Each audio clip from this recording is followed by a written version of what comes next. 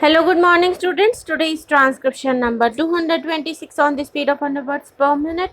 Start. Mr. Deputy Chairman, Sir, I crave the indulgence of the House and also your indulgence for stating certain obvious facts which are very well known but which we are often apt to forget. Sir, the Indian railway system, as the Honorable House knows, is the biggest in the whole of Asia and it is the fourth biggest in the world. It is also the biggest nationalized undertaking, and nowhere is such a big experiment made and such a large area covered. Sir, when we deal with the budget proposals, we have to bear in mind this far reaching character and the historic role that the railway system is playing in this vast country. This budget, as presented to us, has to be viewed and considered from this larger angle.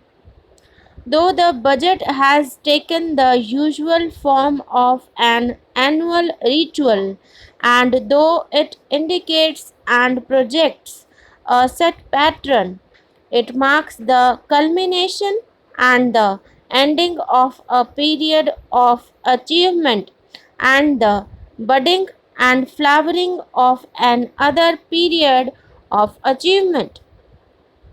Sir, we are in a better position today than before to assess and evaluate the results, and we can very well draw up a balance sheet of successes and failures, of achievements and setbacks, if there are any, so that we may be able to draw up a plan of further development.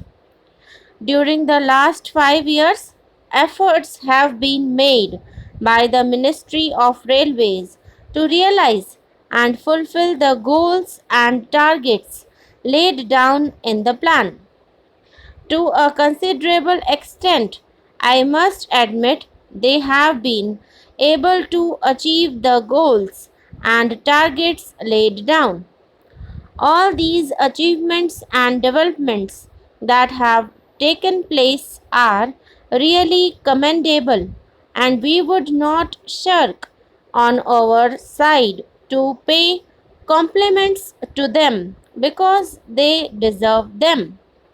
But when I look at the other side, when I consider the drawbacks and failures that we saw during these 5 years, I feel, sir, that the progress achieved and the developments that they have brought about are not commensurate with the needs and requirements of the growing and developing economy.